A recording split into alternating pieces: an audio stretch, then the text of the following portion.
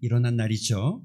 죽음의 권세 아래에 놓여있던 세상에 하나님께서 생명의 새 아침을 연 거룩한 역사가 일어난 겁니다.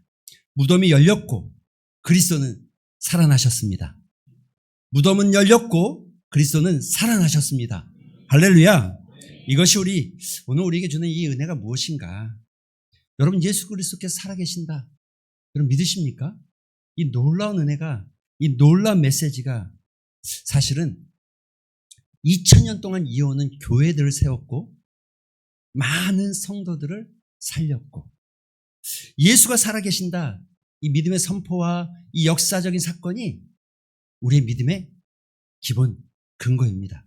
믿으시기 바랍니다.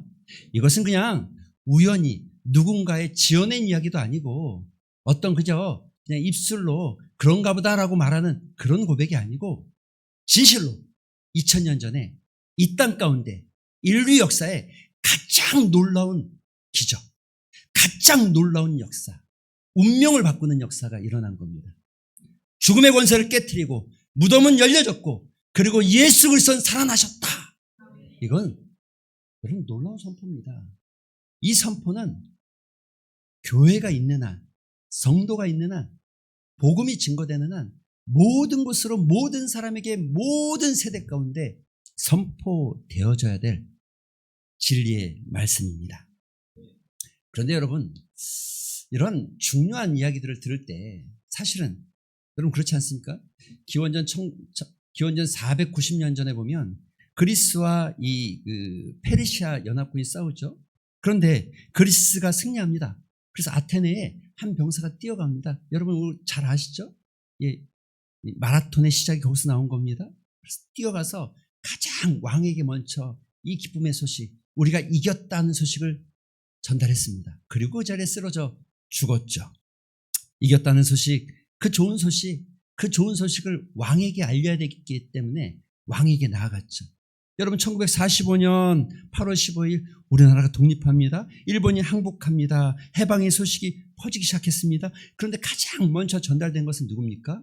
연합군의 정상들 그리고 고위 관료들에게 전달되었습니다. 사실 시골에 있는 많은 분들, 또 아주 골짜기에 있는 분들은 해방됐는지조차 모르고 살았어요.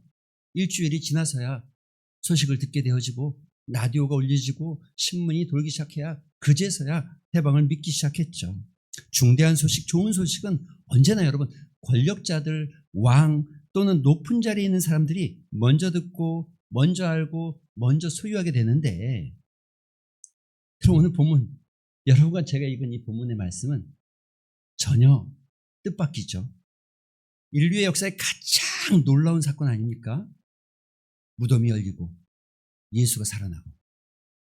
이건 여러분 세상에 천지가 개벽하고 땅이 진동할 만한 사건입니다. 실제로 땅이 진동했죠. 그런데 이 놀라운 사건이 누구에게 가장 먼저 전달되었는가? 부활의 첫 소식은 누구에게 가장 먼저 전달되었습니까? 사내들인의 공회 대제사장들이 아닙니다. 예수님을 따랐던 12 제자들도 아닙니다. 로마의 총독도 아닙니다. 부활을 목격한 그들은 여러분 직함도 없고 아무런 지위도 없고 아무런 권력도 없는 새벽에 무덤을 찾아간 두 여인. 여러분 우리 시대보다 이 여인이란 단어가 그 당시로 돌아가면 훨씬 더 비천한 존재로 인식되고 있는 것을 알고 있죠? 왜 이 여인들에게 그 놀라운 소식이 가장 먼저 전달되어지고 알게 되었을까? 저는 오늘 이 말씀 묵상하면서 이것의 은혜를 나누고 싶습니다. 그런데 먼저 우리가 생각할 건 이것입니다. 큰 지진이 일어났다. 땅이 진동했다는 거예요. 천지가 개벽했다는 거예요. 여러분 오늘 보면 2절과 4절에 보니까 큰 지진이 나며 주의 천사가 하늘로부터 내려와 돌을 굴려내고 그 위에 앉았는데 그 형상이 번개 같고, 여러분 돌을 천사가 그 위에 앉았다. 그냥 가볍게 쓱 지나가듯이 지금 읽으셨죠? 여러분 그렇지 않습니다. 그렇게 보시면 안 됩니다. 여러분, 이 돌은 지금 뭘 상징하냐면 죽음을 봉인한 어떤 상징입니다.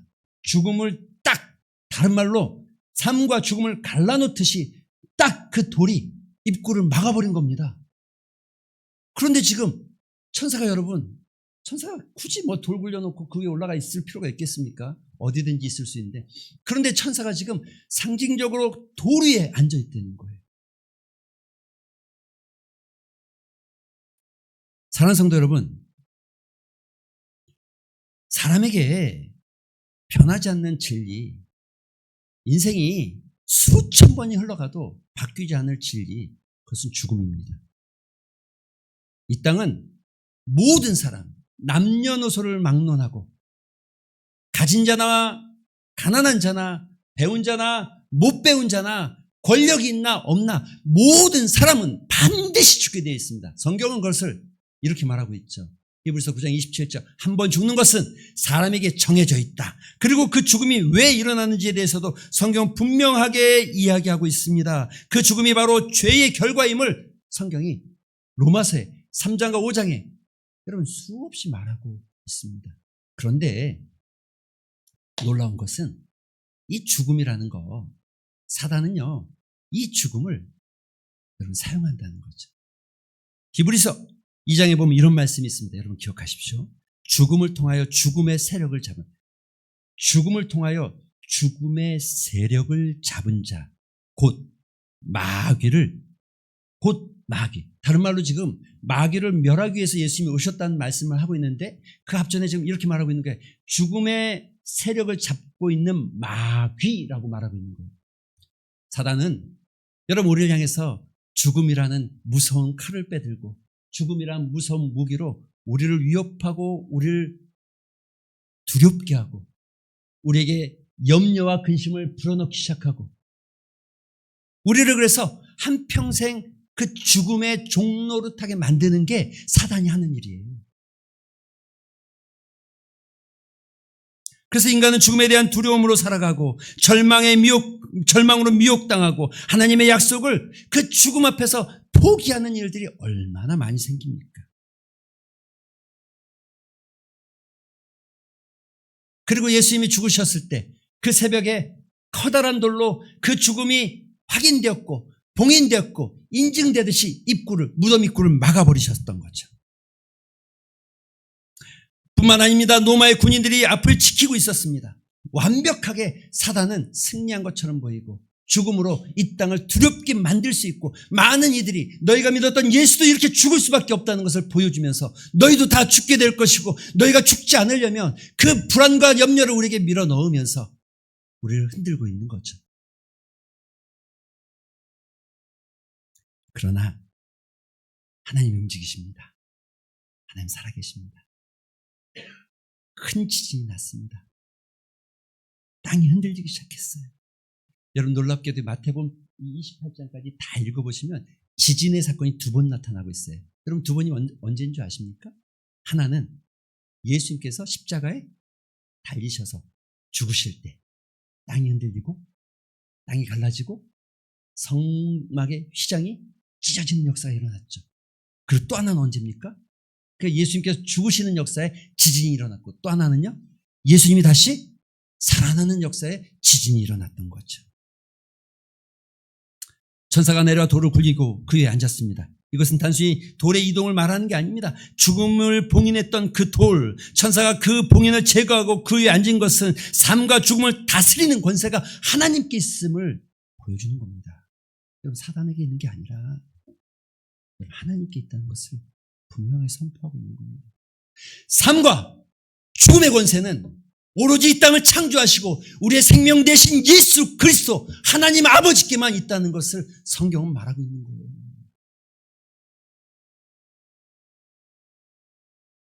죽음은 끝이 아닙니다.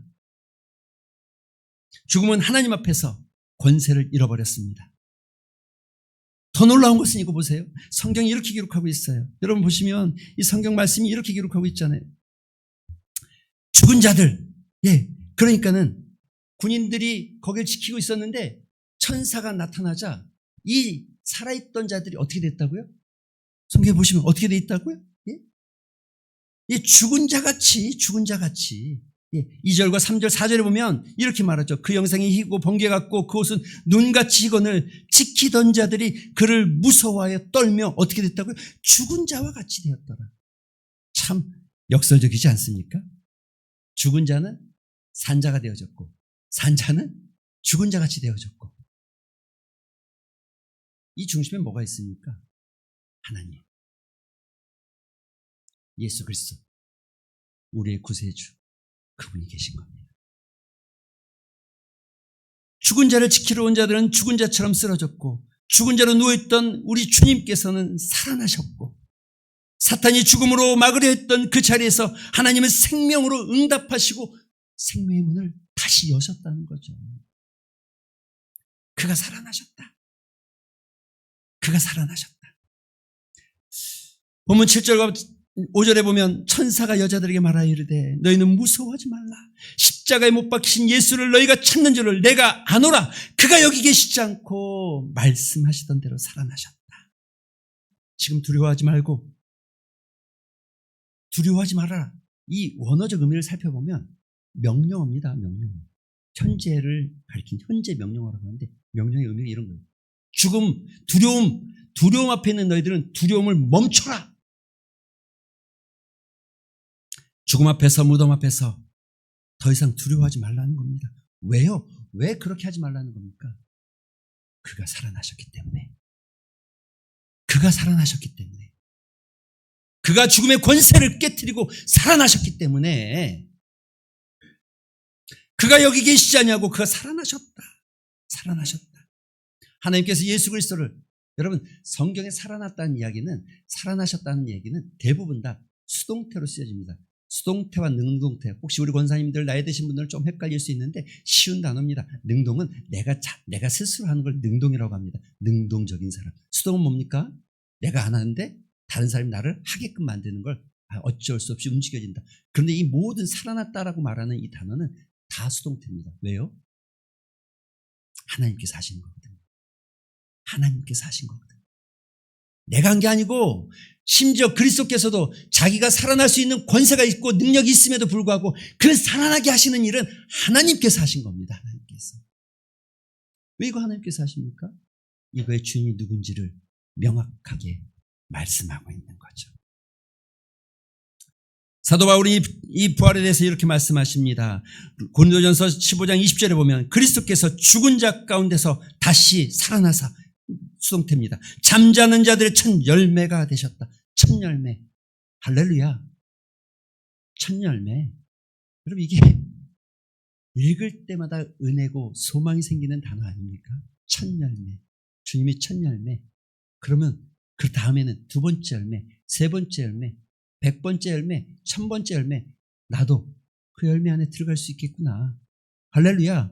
나도 예수님을 따라가면, 예수님을 믿으면 그 예수님이 첫 열매가 되셨던 것처럼 우리도 그 열매가 될 수 있겠구나. 우리도 살아나겠구나.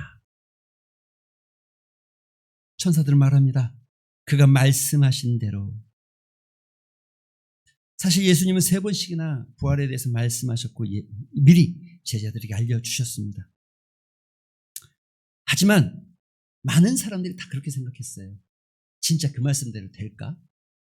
그래서 아무도 그 말씀을 기억하지 않아요. 그런데 성경은 명확하게 기록해. 그가 말씀하신 대로. 사랑하는 성도 여러분, 하나님의 말씀은 사라지지 않습니다. 천지가 바뀌고 세상이 바뀌고 인류가 전쟁으로 다 사라져도 하나님의 말씀은 1.1핵도 사라지지 않아요. 말씀하신 대로 이루어지고 말씀하신 대로 되어질 줄 믿으시기 바랍니다. 여러분의 삶에도 하나님 말씀이 있다면 하나님이 주시면 그 말씀대로 되어집니다. 반드시 되어집니다. 그런데 제가 오늘 나누고 싶은 핵심 메시지는 이겁니다. 여러분 오늘 본문 1절에 보니까 안식일이 다 지나고 안식 후 첫날에 새벽 동틀 무렵에 막달라 마리아와 다른 마리아가 무덤을 보려고 갔다. 하나님은 죽음을 다스리는 분이시지만 그리스도는 부활하셨지만 지금 이 1절의 말씀을 보면 막달라 마리아 그들이 무덤을 보려고 갔다. 무덤을 보려고. 이건요, 이 문장의 의미와 헬라 원문을 살펴보면 이런 표현이에요. 그저 무덤을 바라보기 위해서. 다른 말로 하면 어떤 특별한 기대를 가지고 나간 게 아니에요. 어떤 뭔가 일어나겠지. 여러분, 이런 기대가 여인들에게 없었어요. 본문에는 없었어요. 그냥 나간 겁니다. 나간 겁니다. 그녀들은 예수님이 살아나실 것을 기대하지 않았습니다. 그런 생각을 하지 않았습니다.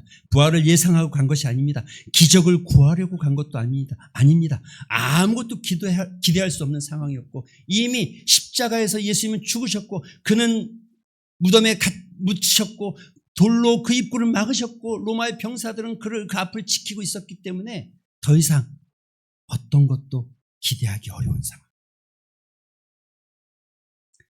그런데 여기 질문이 하나 생겨요. 왜 갔을까? 왜 갔을까요? 그 새벽에 그 무덤까지. 사랑하는 성도 여러분, 여기에 한 가지 분명한 대답이 있는 것입니다. 그녀들은, 그 여인들은 주님을 사랑했습니다. 진심으로 사랑했습니다. 기적을 바라거나 어떤 대가를 기대한 게 아니라 그저 주님 그분만으로, 그 주님 아무것도 나에게 주시지 않으셔도 그분은 나의 주님이시고 나의 사랑이시고 무언가를 얻으려 해서가 아닙니다. 그저 주님을 사랑했기 때문에 그 닫힌 무덤 앞으로 함께 가고 싶었던 것이고, 아무것도 할 수 없었지만 그러나 그 자리를 떠날 수 없었던 것입니다. 결과를 보장받지 못해도 포기하지 않는 것, 끝났다고 생각하는 그 순간까지 해도 그 순간도 그 자리를 지키는 것, 여러분, 이게 믿음이에요. 이게 믿음이에요. 결과가 주어지지 않아도, 여러분의 삶에 어떤 혜택이 주어지지 않아도 끝까지 지키는 거예요.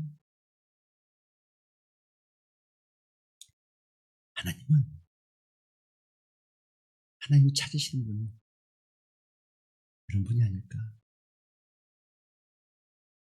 화려한 자리에 있는 사람이 아니라 새벽에 무덤을 향해 걷는 사람, 기대도 없이 포기하지 않고, 그래도 포기하지 않고, 그저 주님을 사랑하기에, 그저 그 은혜를 알기에, 그저 그 자리에서 주님께로 나아가고 싶은 마음이.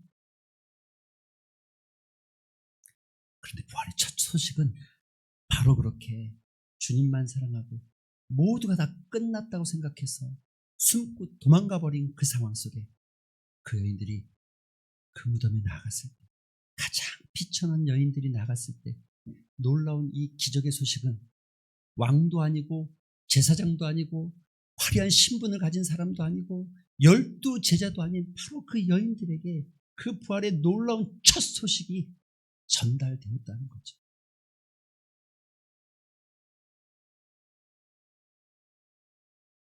아무것도 기대하지 않으면서도, 아무것도 할 수 없으면서도 그래도 주님 곁에 있겠다고 새벽에 일어나 걸어간 바로 그 사람들. 하나님은 그 역사의 놀라운 그 한 장면, 인류 역사를 바꿀 만한 놀라운 그 기적의 역사를 바로 그 여인들이 가장 먼저 듣게 하셨다는 것.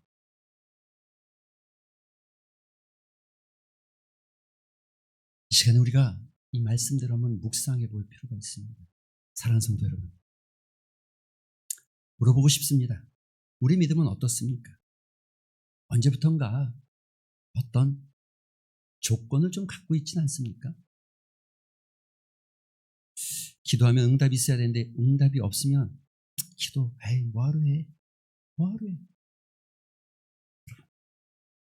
모두가 다 포기하는 그 순간에 기적이 일어날 수 있습니다.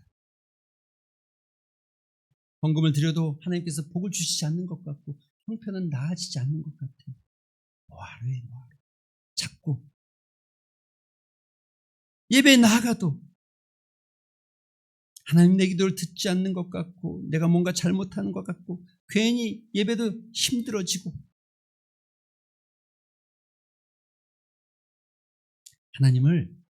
예수님을 정말 사랑해서 믿는 게 아니라 어떻게 보면 하나님이 무엇인가를 해주기를 소망한다. 나에게 베풀어 주기를.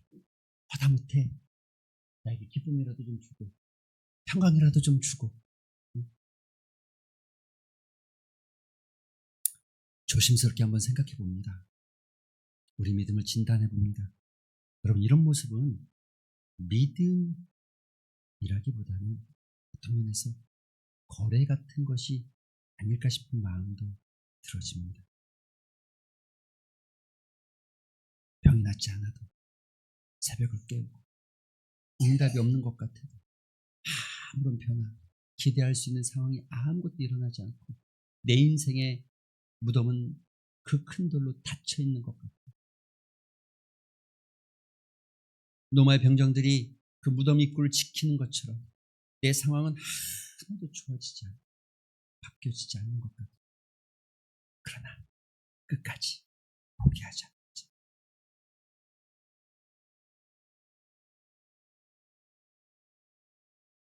응답이 보이지 않을 때 무덤 앞을 떠나는 것, 제자들이 보인 모습이죠. 제자들은 예수님을 3년이나 따라다녔지만 기적도 보고 말씀도 듣고 변화산의 영광도 목격했지만 십자가 앞에서, 그 죽음 앞에서 다 무너졌어요. 그러나 여인들은 달랐습니다. 그녀들에게는 조건이 하나도 없습니다. 주님이 부활하지 않아도, 살아나지 않아도, 나를 기억해 주지 않아도, 나에게 은혜를 베풀어 주지 않아도, 천사가 나타날 것을 예상하지 않았습니다. 그저 주님을 사랑하기에 끝난 줄 알면서도, 아무 소용없는 줄 알면서도 그 새벽에 일어나 무덤으로 갔다는 거죠. 우리 믿음은 어떤 종류입니까? 어떤 믿음을 가지고 계십니까? 그런데 주님께서 그 절망 가운데도 그 자리를 지키고 있는 그들에게 엄청난 위로, 그가 살아나셨다, 그가 살아나셨다, 이 놀라운 축복의 메시지가 들려진 겁니다. 그들이 이렇게 말합니다. 오늘 보면 28절과 28장 8절에 보면 그 여자들이 놀라면서 무서워했다는 거예요. 이 무서움은 막 귀신을 보고 두려운 게 아니라 경외심 같은. 그리고 또 하나의 마음은 기쁨이 가득해졌다는 거예요. 그리고 빨리 무덤을 떠나 제자들에게 달려갔다는 거죠. 다름질하여 갔다는 거죠. 그런데 예수님께서 먼저 앞에 있어서 여자들이 왔을 때 예수님께서 평안하냐? 라고 물으셨을 때 그 여인들이 예수님 말 앞에 그 다리를 붙잡고 경배했다라고 기록하고 있어요. 그러자 예수님께서 말씀하십니다. 무서워하지 말아라. 두려워하지 말아라. 사랑하는 성도 여러분, 여러분의 삶에서 만나는 끝인 것 같은 순간들, 안 될 것 같은 어려움들, 해결되지 않을 것 같은 문제들, 주님이 말씀하십니다. 무서워하지 말아라. 두려워하지 말아라. 평안하냐? 평안하냐? 그 기쁨이 얼마나 컸으면 다름질하여서 갈릴리로 가서, 그런데 예수님께서 이렇게 말하죠. 무서워하지 말라. 가서 내 형제들에게, 형제들은 제자들을 가리키는데 여기에 지금 제자들은 이런 거예요. 예수님을 다 배반하고 돌아서서 무서워서 문 잠그고 숨어있는. 그런데 그 배반한 그들을 향해서도 예수님 뭐라고 부른다고요? 형제, 내 형제. 포기하지 않는 주님의 사랑의 모습. 주님은 여러분 포기하지 않으십니다. 주님은 우리를 향해서 말씀하십니다. 두려워하지 말아라. 내가 너와 함께 하겠다. 말씀을 맺겠습니다. 사랑하는 성도 여러분, 부활을 믿는다고 말하지만 가만히 앉아있는 인생들이 많습니다. 부활을 믿는다고 말하지만 머리로만 아는 것이지 우리의 삶에서 고백되어지지 않는 경우가 참 많습니다. 많은 사람들이 말씀을 믿는 것 같지만 믿음보다는 어떤 면에서 조건이 되어지는 경우들이 많아 보입니다. 오늘 이 말씀을 생각하면서 여러분의 삶에 진단 질문을 한번 던져보겠습니다. 여러분 살면서 끝이라고 생각하는 순간이 있었습니까?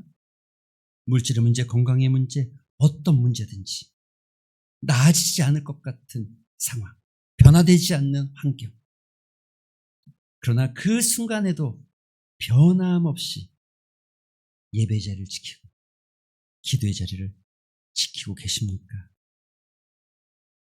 여러분, 우리의 믿음은 조건입니까? 아니면 사랑입니까? 기적이 보여야, 응답이 와야 믿습니까? 아니면 아무것도 기대할 수 없어도 그 새벽에 나갔던 것처럼 주님을 사랑하고 계십니까? 오늘 우리 이 두 가지의 질문을 마음에 던지면서 우리 함께 기도하는 시간 가졌으면 좋겠어요. 기도하실 때 이 질문 따라서 내 믿음이 조건이 아니라 주님만을 사랑하는 진실한 믿음이 되게 하여 주시옵소서.